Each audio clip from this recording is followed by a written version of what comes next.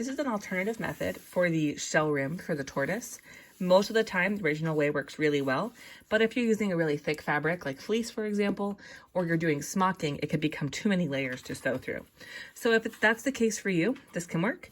What I did is I actually made my pattern piece twice as wide. So this is how wide the original pattern piece is. I laid it out, traced the bottom edge, and then laid it on top and traced the top edge. This just gives you some extra fabric to work with so there's no raw edges, adds a little bit of extra depth. If you still would like more depth, you are welcome to add fleece or quilting batting or wadding if that works for you. So what I did first was I ironed this together, wrong sides touching, in half, and then I opened it up and I ironed into the middle, again, wrong sides touching, into the middle, wrong sides touching. And then as you can see, that makes a nice fold on the outside and there's no raw edges here on the inside. To continue avoiding raw edges, fold this in half, unfold it, and then fold it in half so that the short ends are touching.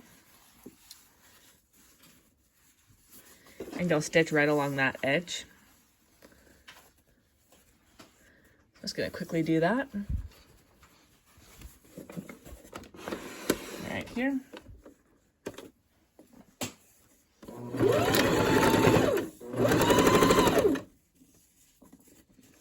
I usually don't pin, but if you like pinning, definitely do. Just a little bit lazy about that step. Okay. So, right sides are touching here.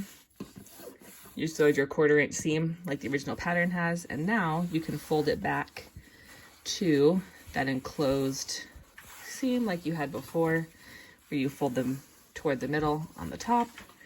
You fold toward the middle on the bottom, but now it's a round instead of just a straight piece of fabric. And that's why pre-doing these seams is really useful, these ironing marks. So now you fold it again one more time in half.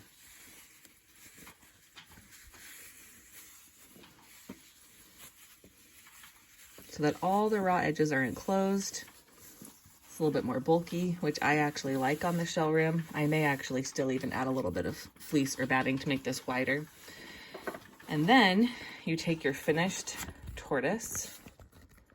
A little bit hard to see on here, but here's a finished smocked tortoise. So it's a little bit too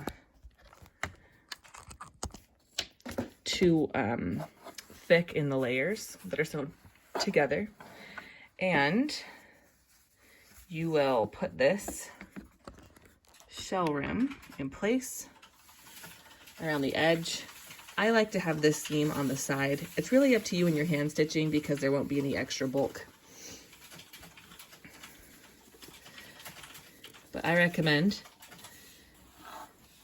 ladder stitching in place through these 2 layers and down into the shell all the way around.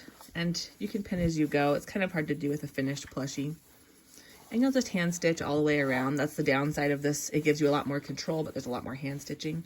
And then once it's stitched, you can just fold that shell rim down. And again, pretending like this is stitched all the way around, you just fold it down. And there's no raw edges to worry about. And it will still give you that nice shell rim to play with without extra bulk in your actual sewing practice.